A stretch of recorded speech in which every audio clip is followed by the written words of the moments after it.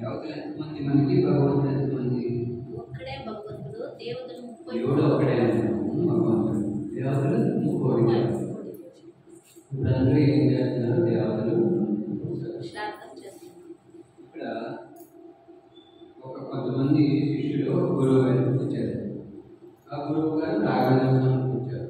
రాఘవేంద్ర స్వామి ఆంజనేయ స్వామి, ఆంజనేయ స్వామి రాములవారు, రాములవారి మళ్ళీ కూడా శివుడికి వచ్చారు.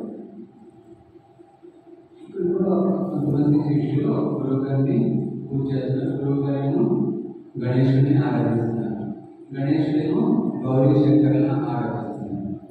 ఆరోగ్యం ఏం చేసేప్పుడు శంకరుడికి పూజ చేస్తా ఉన్నారు. అని ఎప్పుడు ధ్యానంలో ఉంటాడు.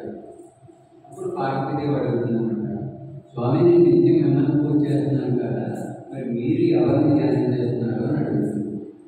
అప్పుడేమని చెప్తారు? దేవి నా అంతటి నేనుగా నేను దేవదేవుడు మహాదేవుడు అనే నా తండ్రి నుండి నేను శక్తిని తీసుకుని మీ అందరికీ ఇవ్వగలను అని చెప్తున్నాను. అంటే రామేశ్వరంలో రాముడు శివుడికే పూజ చేశాడు, గోపేశ్వరంలో కృష్ణుడు శివుడికే పూజ చేశాడు, కూడా శివుడికే పూజ చేశాడు. దీన్ని బట్టి దేవదేవుడు మహాదేవుడు ఎవరన్నమాట? ఈశ్వరుడు. శివ భగవాన్ ఏం చెప్తున్నారు? నా గురించి భగవంతులు ఎవరికి తెలియదు. దేవతలు నన్ను గుర్తించలేదు, మనుషులు గుర్తించలేదు, మహర్షులు కూడా తెచ్చుకోలేదు.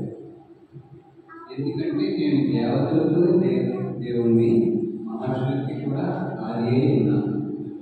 అందుకే అందరూ కూడా ఏదైనా వీళ్ళక్కడ ఒకసారి చూస్తాం కదా, బ్రహ్మ విష్ణు శంకర్లు కూడా ప్రాబ్లం వచ్చినప్పుడు ఆది పరాశక్తి శక్తి ఎవరన్నమాట? ఈ ప్రపంచంలో శక్తి ఉంది ఈశ్వరుడి దగ్గరే. అందుకని ఆయన దగ్గరికి వెళ్ళినట్టుగా మనకి సినిమాలో ప్రాణాలు చెప్తారు. ఆది అంటే బిగినింగ్, పరాశక్తి అంటే ಪರಲೋಕದಲ್ಲಿರೋ ಶಕ್ತಿ, ಅದೇ ಪರಮಾತ್ಮ. ఆది పరాశక్తి అంటే ఆదిలో ఉండేటువంటి పరలోకంలో ఉండేటువంటి శక్తి, అదే పరమాత్మ శక్తి.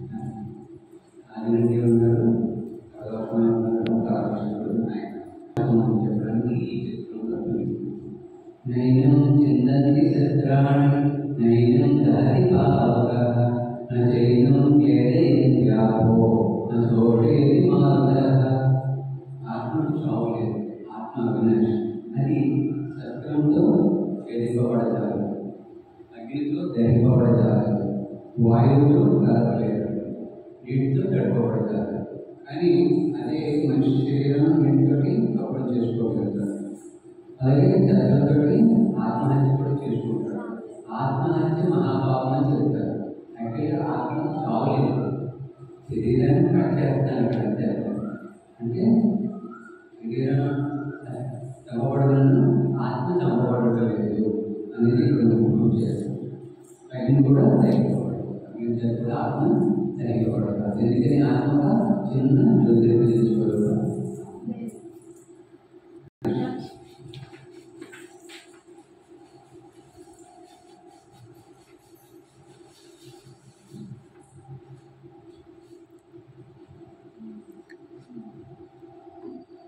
శ్రీమద్ భగవద్గీత అందులో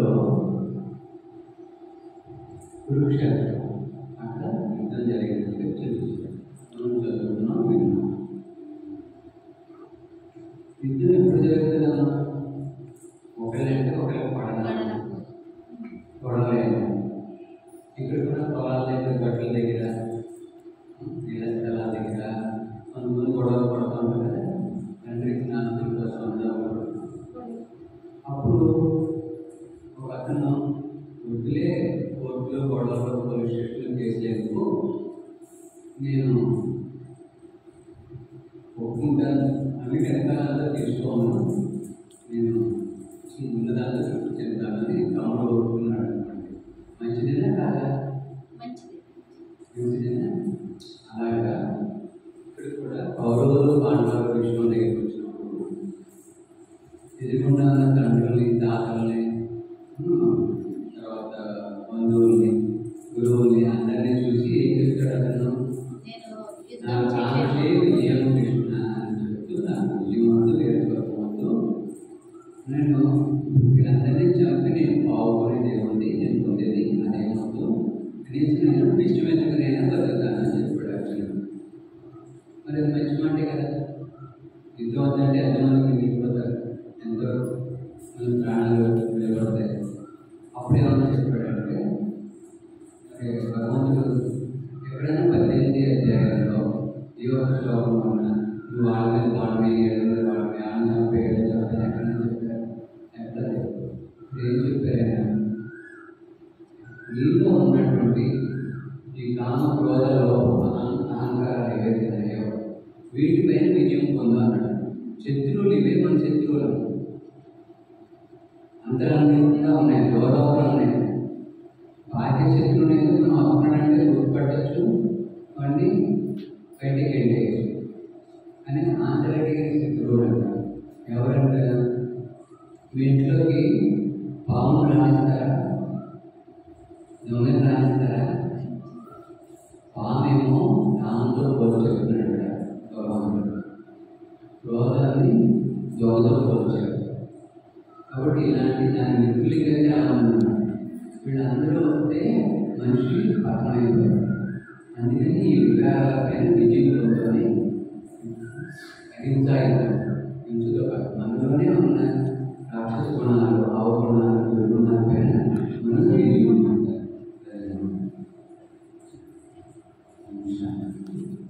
ఆత్మకి జాతి భేదం లేదు, లింగ భేదం లేదు, వయోభేదం లేదు, వర్ణభేదం లేదు. అందరినీ ఆత్మూర్తి అంటే అందరూ చాలా మంచివాళ్ళు అనేటువంటి శుభభావంతో కలిగి ఉంటారు. ఎప్పుడైతే ఆ ముఖ్యరాలపైన విజయం పొందేస్తామో అప్పుడు కామాన్ని శుభభావంలోకి పరివర్తన చేస్తాం, క్రోధాన్ని స్నేహంలోకి పరివర్తన చేస్తాం, మోహాన్ని అనాసక్తి భావంలోకి పరివర్తన చేస్తాం, లోపాన్ని దాతా గుణంలోకి పరివర్తన చేస్తాం, అహంకారాన్ని ఆత్మజ్ఞానికి పరివర్తన. దాన్ని స్వమానంలో సృష్టి చక్రం 5,000 సంవత్సరాల విభజించారు. ఇందులో మనందరికీ 4 యుగాలు తెలుసు. సత్యము, త్రేతాయుగం, ద్వాపరయుగం, కలియుగం. ఇంకొకటి తెలుసు. ఇప్పుడు ఇంకొక యుగం ఉంటుంది. మనం ఏమంటాము? ఉదయం, మధ్యాహ్నం, సాయంత్రం, రాత్రి. అందువరకు తెలుసు. అదే యుగం మాట్లాడుకుంటాం. ఇంకొకటి ఉందన్నమాట, శ్రమమోహం అంటాం. అమృతవేళ గడియలో ఉంటాడు. దానిని ఇక్కడ పసుపు రంగులో చూపిస్తున్నారు కదా, కొంచెం అది ఒక 100 సంవత్సరాలు అంటున్నారు భగవంతుడు. దాన్ని ఏమని చెప్తున్నా, పురుషోత్తమ కళ్యాణకారి సంగమం. ఈ యుగంలో స్వయం పరమేశ్వర పరమాత్ముడు ఈ ప్రజాపిత బ్రహ్మ యొక్క తమ్ముడు అక్కడ ప్రవేశం చేసి మనందరికీ జ్ఞానాన్ని వినిపిస్తున్నారు. అందరికీ సుఖాన్ని ఇవ్వండి. పైకి చూసి మనం పిలిచాం. భగవంతుడు పైన పెడతాం, భూమిలో ఉంటాడా? పైన ఉంటాడు కదా. కాబట్టి పైకి చూసి భగవంతుని పిలుస్తారు కదా, ఆయన చెప్పుకుంటాం. ఆ భయపడుతుందా తెలుసు కదా అంటారు. ఏదైనా ఇక్కడ 3 లోకాలు ఉంటాయి. 3 లోకాలని విన్నాం కదా. ఈ సహకారంలో భూమి ఉన్నదాక మనిషి సృష్టిలో మనం అందరం ఉన్నాం. భూమి పైన ఆకాశం, సూర్యుడు, చంద్రుడు, నక్షత్రములు అంతవరకు ఇక్కడ మనం చూడగలం. ఇంకా పైన చూడాలంటే బుద్ధి నేత్రం అంటారు, జ్ఞాన నేత్రం అంటారు. దీంతోనే చూడగలరు, ఈ కళతో చూడవచ్చు. ఈ మన యొక్క స్థూల లోకం పైన సూక్ష్మ లోకం ఉంటుంది. అక్కడ 3 దేవతలు ఉంటారు. బ్రహ్మ దేవత అయిన, విష్ణు దేవత అయిన, శంకర దేవత అయిన 3 దేవతలు ఉంటారు. వారికి మళ్ళీ రక్తమాంసంతో శరీరం సూక్ష్మ శరీరాలు అంటారు. ఎందుకంటే సూక్ష్మ దేవతలు అంటారు. వారి పైన కనక మహామణి భూషితలింగం, పరిపణ వ్యక్తులు శోభితలింగం, బంగారు ఏర్పూర్ణంగా వెలుగుతుంటారు. అక్కడ సూర్యచంద్ర తేజీమానంగా వెలిగిపోతూ ఉంటారు. అందుకని ఆయన్ని మనందరం ఎలా పూజ చేస్తున్నామో 12 జ్యోతిర్లింగాలలో పూజ చేస్తాం. భారతదేశంలో అతి ప్రాచీనమైనటువంటి ప్రసిద్ధి చెందినటువంటి దేవాలయం జ్యోతిని లింగం అంటారు. జ్యోతి అంటే వెలిగిస్తే ఈ రూపంలో ఉంటుంది. మరి జ్యోతికి అభిషేకాలు చేయలేము, పూజలు చేయలేము కాబట్టి అలాగా ఆయన రూపంలో జ్యోతి రూపంలో శివలింగాన్ని పెట్టి అభిషేకం చేశాక అలా 3 గీతలు తీసాక మధ్యలో కొట్టాడు. ఆ బిందువే పరమాత్మ. అందుకని మనం శివాలయంలో నంది కొమ్ముల మధ్యలో శివుడు అంటే ఎవరైతే దృష్టిని భూమధ్యంలో నిలిపి తదేకంగా నన్ను ధ్యానం చేస్తాడో వాడే నన్ను పొందగలడు అని చెప్తాడు. అంటే భూమధ్యంలో ఏముంది? ఆత్మ. అంటే ఎవరైతే స్వయాన్ని తన ఆత్మ అనుకుని ఆత్మకి తండ్రైన పరమాత్మను పెట్టి చేస్తాడో వాడి యొక్క జన్మజన్మాంతరాల పాపాలు భస్మైపోతాయి. ఇక్కడ మొత్తం ఈ ప్రపంచంలో ఉన్న 800 కోట్ల మంది కూడా మనం ఇక్కడే ఉన్నాం. ఎలా ఉన్నాం? చిన్న చిన్న జ్యోతిగా. శివపరమాత్మ పెద్ద జ్యోతి, మనందరం చిన్న చిన్న జ్యోతి. ఇక్కడి నుంచి నానాటి బ్రతుకు నాటకం. పుట్టుటే నిజము, పోటే నిజం. నడిపి పని నాటకం. మీరు ఏదైనా సినిమాకి వెళ్ళారనుకోండి, సినిమా అయిపోయినా ఇంకా సినిమాలోనే కూర్చుంటారా? ఇంటికి వచ్చేస్తారా? ఇంటికి వస్తారు. అలాగే సినిమాలో నటులు ఉన్నారు, వాళ్ళు నటిస్తారు. నటించాక మళ్ళీ అయ్యే డ్రెస్సులు ఉంచేసుకుంటారు. ఆ డ్రెస్ తోటి ఉంటారా జీవితాన్ని? అలాగే మనం కూడా పెట్టినాడు అందరం పాత్రదారు. ఎప్పటి వరకు మనం ఉంటాం మన పాత్ర పూర్తి అయితే మళ్ళీ తిరిగి మన ఇంటికి వెళ్ళిపోతాం. అలా ఇంకో దాంట్లో ఏం చెప్పారు? వస్తా ఒట్టిదే పోతా ఒట్టిదే ఏమి చేతురాలింగా చేసిన కర్మం చెడని పదార్థము వచ్చును నీ వెంట. మన అమ్మగడికి వచ్చినప్పుడు ఏమీ చేయాలి, జ్యోతిగా వచ్చాం. మళ్ళీ ఇక్కడికి వచ్చాక అదే సంపాదించుకున్నాం, ఇల్లు పదార్థ పాటలు అన్ని. మళ్ళీ బంధువులు కూడా బాగానే సంపాదించుకున్నాం. మళ్ళీ వెళ్ళిపోయేటప్పుడు ఎవరైనా వస్తారో మనం కూడా ఆ శవం ఖాళీ చేస్తూ ఉంటారు. మళ్ళీ ఎక్కడ వెళ్ళడానికి అంటే వచ్చేటప్పుడు ఒంటరిగానే వచ్చాం, వెళ్ళేటప్పుడు ఒంటరిగానే వెళ్ళాలి. మరి ఇంకెందుకు ఏడుస్తావా అని అడుగుతున్నాడు. దుఃఖపడకూడదు అని చెప్తున్నాడు, బాధపడకూడదు. ఇది సహజం. ఉదయం మధ్యాహ్నం సాయంత్రం రాత్రి 5 లేకపోతే మళ్ళీ రోజున ఉదయం వస్తుంది. అలాగే ఇది కూడా. కానీ మనం చేసినటువంటి పాప పుణ్య కర్మలు ఏవైతే ఉన్నాయో అవి మాత్రమే జాతస్య పితృవో ముఖ్యో ధ్రువం జగనం కృతస్య తస్మాత్ అపరిహార్యార్థే నత్వం శోచితుం అర్హసి. పుట్టినవాడు ఒకరోజుకి గిట్టకమానాడు, గిట్టినవాడు మళ్ళీ పుట్టకమానాడు. కాబట్టి ఈ విషయంలో నువ్వు శోకింపదగదు. అంటే అందరూ ఇది ఇక్కడ కూడా మనకి 2 శ్లోకాలు చెప్తారు. పాడైపోయిన ఇంటిని వదిలేసి పత్తింట్లోకి వెళ్తాం లేదా? పక్షి కూడా పాడైపోయిన గూడును వదిలేసి కొత్త గూడులోకి వెళ్తున్నది, అది కూడా కట్టుకుంటుంది. దానికి కూడా జ్ఞానం ఉంది. మరి మనం కూడా ఈ శరీరాన్ని ఎంత జాగ్రత్తగా వాడుకోవాలి, భగవంతుడు ఇచ్చింది అనేది మనం తెలుసుకుని జాగ్రత్తగా వాడాలి. ఇక్కడ ఈ శ్లోకం చూడండి. వాసాంసి జీర్ణాని యదా విహాయ నవాని గృహ్ణాతి నరోపరాణి తదా శరీరాన్ని విహాయ జీర్ణాని అన్యాని సంయాతి నవాని దేహి అని చెప్తుంది. ఏ విధంగా శరీరమైన వస్త్రాన్ని వదిలేసి మానవుడు మొత్తం వస్త్రాన్ని ధరిస్తున్నాడు, అదేవిధంగా జీర్ణమైపోయిన శరీరాన్ని వదిలేసి మళ్ళీ కొత్త దేహాన్ని ధరిస్తున్నాడు. ఇది ఈ యొక్క చిత్రం శ్లోకం యొక్క తాత్పర్యం. ఇది ఇప్పుడు కలియుగం ఎలా వచ్చిందో, ఈ చిన్నప్పుడు రోజులు బాగున్నాయి, ఇప్పుడు రోజులు బాగున్నాయా? మామూలుగా వయసులో చిన్ననాటి రోజులు బాగున్నాయి కదా. ఆ రోజుల్లో ఇంత బయట ప్రపంచంలో ఒళ్ళు తంత్రాలు మోసాలు చాలా బాగుంది. అని ఇంట్లో ఉన్నాం. ఇప్పుడు ఎలాగైపోయింది ప్రపంచం? రౌడో నరకంలాగా అయిపోయింది. మామూలు నరకం కాదు, రౌడో నరకం. అందుకే అంటే ప్రతి స్త్రీలోని ప్రతి పురుషుల్లోని 5 వికారాలు జాస్తిగా ఉన్నాయి. సో అందుకే పరమాత్మ ఏం చేసి ఒక యజ్ఞం స్థాపించారు 1937. ఆ యొక్క యజ్ఞం పేరు ఏంటంటే రాజస్వ అశ్వమేధ అవినాశి రుద్ర దీర్ఘ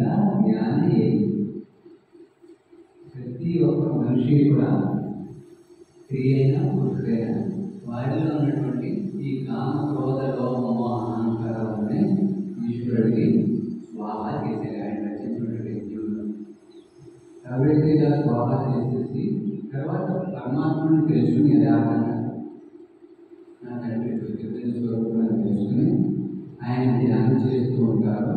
ఇది ఒక తపస్సు లాంటిది అనమాట. ఇంట్లోనే ఉంటారు, ఇల్లు వాళ్ళు ఏమనేది వ్యవహారంలో ఉంటూ ఉద్యోగ వ్యాపారాలు చేసుకుంటూ పిల్లలను సంపాదించుకుంటూ అన్నీ చూసుకుంటూ నువ్వు నీ కర్మను చేయి. కానీ ఇంకో శ్లోకంలో ఏం చెప్పారు? కర్మణ్యే వాదికారస్తే మా ఫలేషు కదాచన మా కర్మఫల హేతుర్భూ మాతే సంతోష కర్మ. నువ్వు కర్మను చెయ్యి కానీ దాని ఫలితాన్ని ఆశించు. ఈశ్వరాత్మను వదిలేస్తే దాని ఫలితం భగవంతుడు బాగా చేయగలుగుతారు. ఎంత పని మనం బాగా చేయగలుగుతామా? మనం రెండు భుజాలను మానవుడు, భగవంతుడు వేల భుజాలు అంటే ఆయన బాగా చేయగలుగుతారు. అప్పుడు మన మనసు ఎప్పుడైతే ఈశ్వరాత్మను చెప్తామో అప్పుడు ధనుని నారాయణ గారు తయారు చేసి వెళ్ళడానికి యోగిగా తయారు సర్వధర్మానికి అందరూ జ్యోతిష్వరూపం అనేది ఒప్పుకుంటారు ధర్మంలో. కానీ ఒక మతం వాళ్ళు వాళ్ళ గురువుని కానీ వాళ్ళ ఆరాధించే దైవాన్ని కానీ శరీరంతో ఉన్నవాళ్ళు ఎవరిని ఇంకొకరు కోరలేదు. అన్ని ధర్మాలని భగవంతుడి గురించి ఇదే డెఫినేషన్ ఇచ్చారు. గీతలో ఎవరు ఇచ్చారు? కవి పురాణం అనుశాసితారం మనోగణీయం అనుస్మరేత్య సర్వస్య ధాతారం అచింత్య రూపం ఆదిత్యవర్ణం నమసః పరదానం. భగవంతుడు అనేవాడు పురాణాలలో పురాణాలు అనువంతంగా అనుదీమైన రూపం కావాలి. సూర్యకాంతి తేజుడు ఇంకో శ్లోకంలో ఏం చెప్పారు? జ్యోతిషామంత జ్యోతి నమసః పరం ఉచ్యతే జ్ఞానం ధ్యేయం జ్ఞానగమ్యం హృది సర్వస్య విష్ఠితం. భగవంతుడు జ్యోతిష్యుడు. ఇంకా నుండి నివాసస్థానం ఇందాక మూడో ప్రపంచంగా పరమం బ్రహ్మ పరమం ధామ పవిత్రం పరమం భవాన్ అని చెప్పారు. ఆయన పరమధామంలో ఉంటారు. అక్కడంతా బంగారు ఎక్కువగా నమ్ముతుంది. అక్కడంతా పవిత్రతే పవిత్ర శాంతి శాంతి అక్కడి నుంచి వచ్చాం. అంటే ఆయన దగ్గర అందరూ అక్కడికే ఈ ప్రపంచంలో ఉన్న హిందువులు ఈయనే వీళ్ళేమో అమరజ్యోతి అంటారు, జైనులు బౌద్ధులు దివ్యజ్యోతి అంటారు, వీళ్ళు ప్రకాశ స్వరూపులు అంటారు, వీళ్ళు లైట్ అంటారు, వీళ్ళు ఏకోంగా ఆకాశ ఇలా అన్ని ధర్మాల వాళ్ళు పరమాత్మని జ్యోతి స్వరూపుని ఆచరించారు. ఆయన మనం మళ్ళీ హిందువులు మొదటి జ్యోతిర్లింగంలో కూర్చోరు. అంటే పరమాత్మ ఎవరన్నమాట? జ్యోతి స్వరూపుడు. జ్యోతి స్వరూపుడు అంటే అందరూ ఇష్టపడరు, అందరికీ ఇష్టపడరు. ఈరోజు మీరు ఎవరైనా లెటర్ రాయాలనుకోండి, జనవరి 1వ తారీఖు లెటర్ రాస్తారా? ఈరోజు డేట్ వేయాలి. నాకు ఎప్పుడో లోపలికి పూర్తయింది. కనీసం ఆరంభమైన మొదట్లో దాని ముందు కూర్చుని ఆ శాస్త్రాలు ఎవరు రాశారు? కలిగి ప్రథమోపాధి భోగి వ్రతపరిషి వ్రతకండి నిరోధిపాలి అని తర్వాత గంగేసి మన గోదావరి నర్మదా కృష్ణ సింధు నాగేశ్వర నదుల పేరు చెప్పి మన దగ్గర నడిపించి అప్పుడు నారాయణ స్వాహ మాధవ స్వాహ కేశవ స్వాహ అని నాశనం చేశారు. మరి ఎప్పుడో కలియుగం స్టార్టింగ్లో ప్రథమ పది అంటే ఇప్పుడు అందరి పదంలో అంటారు. ఇంక ఎవరినైనా అడిగితే ఏమంటారు? కలియుగం ఒకటే పాదం మీద నడుస్తున్నారు. ఎందుకు ఒకే కాలం మీద నడవగలరా? ఏ జన్మంది 4 కాళ్ళు లేదు, ఒక కాలం మీద నడవగలరా అంటే దాన్ని బట్టి మనకి ఏమవుతుంది? పొరలో చెప్పుకుంది. సో అందరినీ కూడా విగ్రహాలు ధరించేస్తుంది. అందరినీ ఎవరిని వదిలిపెట్టాడు. మందిని ప్రవర్తన అయ్యేది మాయదారి లోపం అయ్యేది. సో మాయ అందరినీ పట్టుకెళ్ళింది. అంతే మీకు ఎలా ఉందన్నమాట. మనిషిని సీరియస్గా ఉన్నప్పుడు ఎక్కడ పెడతారు? హాస్పిటల్లో ఐసీయూలో పెడతారు. అలాగే భూమి కూడా తగ్గుతుంది. అందరూ బాంబులు వేస్తున్నారు, అనుభవములు ఒకటే వాడదు కానీ మిగిలిన అన్ని దేశాల్లో చాలా చోట్ల నిద్ర జరుగుతుంది. అంటే ఒక రకంగా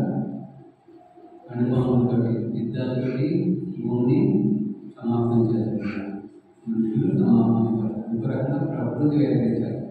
వరదలు వస్తున్నాయంటే చూడండి, కార్లు బిల్డింగ్లు కూడా కొట్టుకుపోతుంది. ప్రకృతి భూకంపాలు ఇలా ఒక రకం. ఇంకొక రకం పాట కులాలు మతాలు గొడవతోటి కొట్టుకుంటున్నారు, ఆ రకంగా చనిపోతున్నారు. అంటే ఈ రకంగా మొత్తం విషయంలో అందరూ కూడా 3 రకాలుగా వినాశనం జరుగుతుంది. కాబట్టి ఎవరైతే వినాశనానికి ముందే ఈ భగవంతుడు శివపరమ తీసుకున్నటువంటి జ్ఞానాన్ని శివుడి ద్వారా బుద్ధిలో కూర్చోబెట్టుకుంటారో వారి స్వర్గంగా వెళ్ళడానికి యోగ్యులుగా అవుతారు. ఇదే కొంపరంగా చూపెట్టుకుని ఇంకో చోటు వెళ్తూ ఉంటే ఇంకా జ్ఞానం ఆరోగ్యం ఏమి ఎక్కదనమాట. ఇది ఎక్కాలంటే ముందు బుద్ధి ఎలా ఉండాలి, స్వచ్ఛంగా ఉండాలి, మనసు నిర్మలంగా ఉండాలి. దానికోసం ఉన్నటువంటి ఈ గీతా జ్ఞానాన్ని రోజు వినాలి. రోజు వింటే తినగా వ్యాపం తీయగా ఉంటూ ఉండాలి. అలా రోజు వింటూ ఉంటే అందులో జరుగుతున్నాను.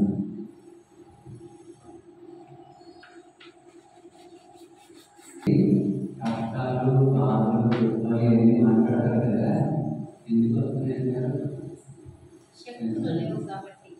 దరిద్ర వినాశనాలలో రామకథ కరుణాకరే.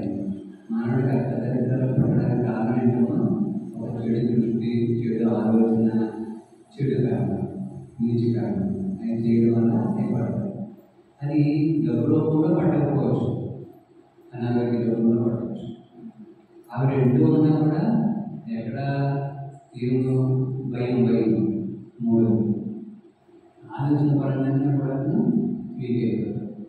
కాబట్టి ఏదో రకంగా పట్టుకుంటుంది. నాకు అన్నీ ఉన్నాయి కదా, ఏం పర్వాలేదు అనుకుంటారు. మనం చేసిన కర్మ మనమే అనుకుంటాం. కాబట్టి ప్రార్థన పోవాలి అనుకుంటే ఎవరు కావాలి మనకి? మన ఇంట్లో ఎవరు కావాలి? అర్థలక్ష్యం కావాలి. అలానే మనం ప్రతి అర్థలక్ష్యం కాదు, ముందు నీ మనసులోకి అష్టశక్తులు రావాలని చెప్తున్నాడు పరమాత్మ. అష్టశక్తులు ఏంటి? ఫస్ట్ సహనశక్తి. మనం ఎవరిని ఏమన్నా కూడా పుణ్యంగా తుదిర్మోహం, నేను నిద్ర చేసినా పోయినా మౌనంగా ఉండని చెప్తున్నాను గీతలో భగవాన్ భాష. అంటే మామూలు చెప్పి నిజాలు కూడా పాపం నాకు ఒక పండు వేసిన తర్వాత చెడిగా పాపం పడలేదు. ఇది చూసి మనం సాధించాలి. తర్వాత నదులు ఉన్నాయి, అన్నీ సముద్రంలో కలుస్తాయి. అలాగే డ్రైనేజ్ ఉంటాయి, మనం వాడి అదంతా కూడా సముద్రంలో కలుస్తాయి.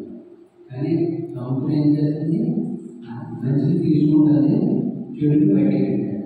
అలాగే మన గురించి ఎవరి గురించి కూడా చెడు మాట్లాడతారు, ఎవరి గురించి చెడు చూడకూడదు, చెడు వినడం. ఇది చాలా అవసరం. ఇక్కడ పరిశీలన శక్తి బంగారు మొత్తం తిరిగి బాగా పెట్టాలనుకోండి, గీపు పెట్టి తిరిగి ఉందని చెప్తున్నారు. దాన్ని బట్టి మీకు దమ్మలో ఉంటే దాన్ని డెవలప్ చేస్తారు. ఇప్పుడు అలాగే మనకు కూడా ఏది మంచి ఏది చెడు అనేటువంటి ముందు ఆ పరిశీలన శక్తి ఉండాలి. అది ఉంటేనే తర్వాత నిర్ణయం తీసుకోగలుగుతాం జీవితంలో. లేకపోతే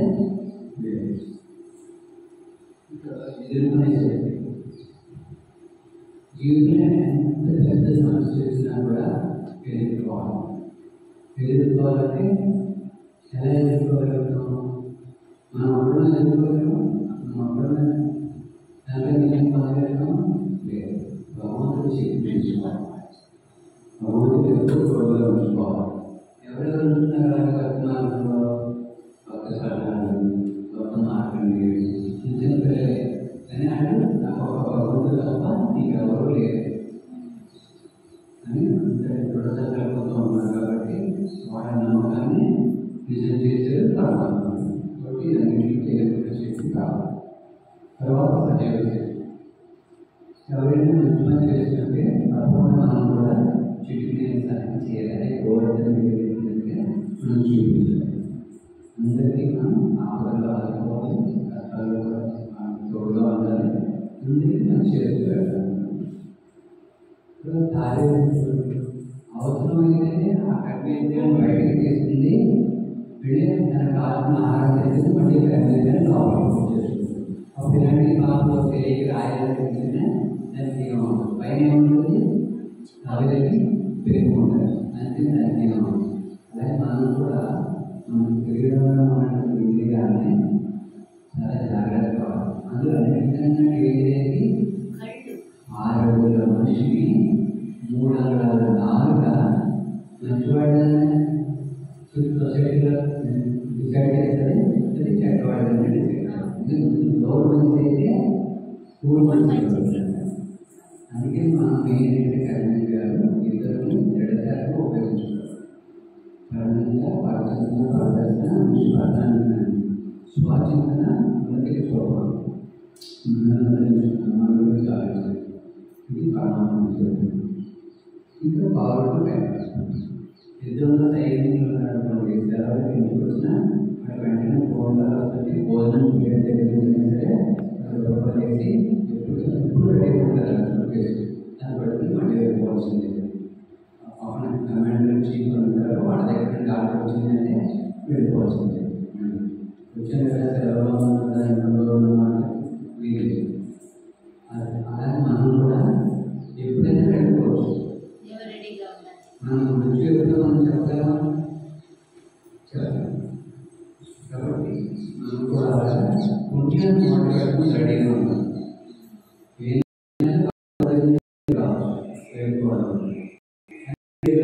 పుణ్యాన్ని మాట్లాడుకున్నాం, పాపాన్ని మాట్లాడుకున్నాం, చెక్ చేసుకుంటాం. కాబట్టి ఈరోజు కూడా బాగా అన్ని కనిపించాలని